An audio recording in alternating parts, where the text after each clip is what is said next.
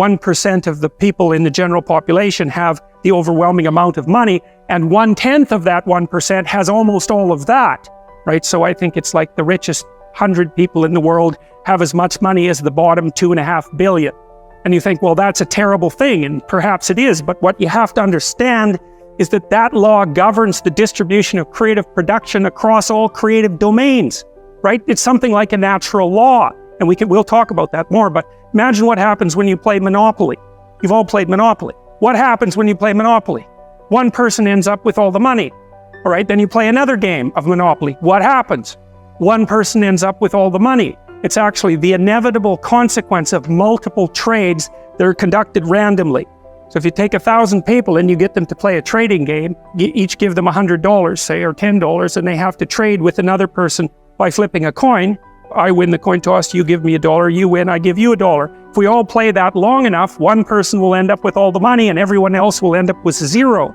So it's a deeply built feature of systems of creative production, and no one really knows what to do about it, because of course the danger is that all the resources get funneled to a tiny minority of people at the top, and a huge section of the population stacks up at zero. But to blame that on the oppressive nature of a given system is to radically underestimate the complexity of the problem. No one actually knows how to effectively shovel resources from the minority that controls almost everything to the majority that has almost nothing in any consistent way, because as you shovel money down, it tends to move right back up, and it's a big problem. But the thing you want to understand about that 1% issue that you always hear about is that it applies in every single realm where there's difference in creative production. Every realm. Doesn't matter. Number of records produced, number of records sold, number of compositions written. So here's an example. 5 composers produce the music that occupies 50% of the classical repertoire, right? Bach, Beethoven, Brahms, Tchaikovsky, Mozart. That's right, those 5. So that's another example of this Price's law scaling. It applies to all sorts of things, like number of hockey goals scored is also distributed this way. Size of cities follows the same distribution. So, you know, people talk about all the time about how unfair it is that 1% of the population has the vast amount of the money, and 1% of the 1% has most of that money, and 1% of the 1% of the 1% has most of that money. But it's an inevitable conclusion of iterated trading games, and we don't know how to fight it. We don't know how to take from the people who have and move it to the bottom without it instantly moving back up to the top. Different people maybe, but still back up to the top. Because even the 1% churns a lot. Like, I think you have a 10% chance, if I remember correctly, you have a 10% chance of being in the top 1% for at least 1 year of your life, and a 40% chance of being in the top 10% for at least 1 year in your life. That's in Canada and the US. It's less so in Europe. So there's a fair bit of churning at the top end. It's not the same people all the time who have the money, but it is a tiny fraction of the people all the time who have all the money.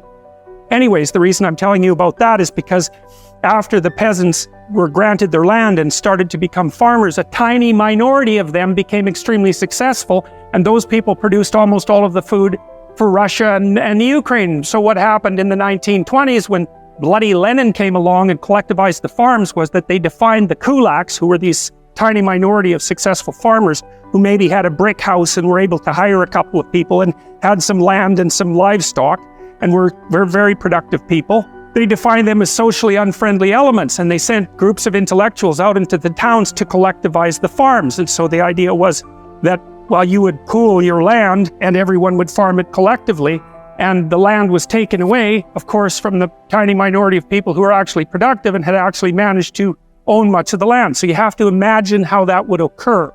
Okay, so it's in the 1920s, it's after World War I, Russia's in pretty bad shape, the villages are full of brutalized men who have post-traumatic stress disorder, and lots of people who are not doing well at all, and the bloody intellectuals come into the town and they say, you know those successful farmers up the street that you've always been pretty jealous about in your useless manner? Well, they're actually pigs and demons who are stealing from you, so why don't you come out, we'll form a nice little mob and we'll take everything they've got.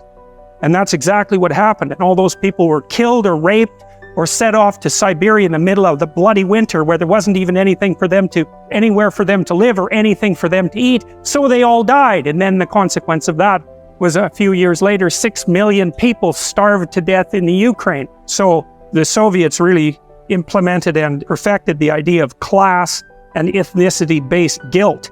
It's a very bad road to walk down, and it's something that we're very much engaged in at the moment, because there's discussion everywhere in North America now about the idea of, well, race-predicated guilt, for example, and ethnic-predicated guilt. It's a very bad idea to classify an entire group of people as guilty of anything based on their group membership. If you're accustomed to keeping things in the fog in general, you're going to keep yourself in the fog with regards to your investments, because in some sense, everything you do is an investment. I mean, some of it's quantified in monetary terms, but you're always investing in one manner or another. And so I think if your character is being disrupted by your persistent attempts to deceive yourself about the nature of reality, you're going to be a financial train wreck. And I mean, I've certainly seen that in my clinical practice. I've seen people burn through amounts of money that you wouldn't think someone could burn through in that short a period of time because of self-deceptive blindness. If you have a high IQ and you're conscientious, which is another trait, then you're more likely to be financially successful, say, by the time you're in middle age. And so that looks like two temperamental traits whose presence enables you to beat randomness over time. So those traits work very well in this society at this time, but you could also argue that that's also a matter of chance, because there wouldn't be unconscientious people if at some point in the past unconscientiousness hadn't aided their survival. So what constitutes beating a system depends on the parameters that you put around the system. And you can think the same thing about, well, look at how successful he is. Okay, you mean financially. All right, so then, well, how's his health? How's his marriage? How are his relationships with his children? What price did he pay for his wealth? Like as you add dimensions of evaluation, whether that particular person won or lost might not be so self-evident. One idea that's very common in our culture is that poverty is caused by lack of money, and that's a really stupid idea, because money is very difficult to handle. I had clients who were addicts, and the worst possible thing that could happen to them was that they got some money.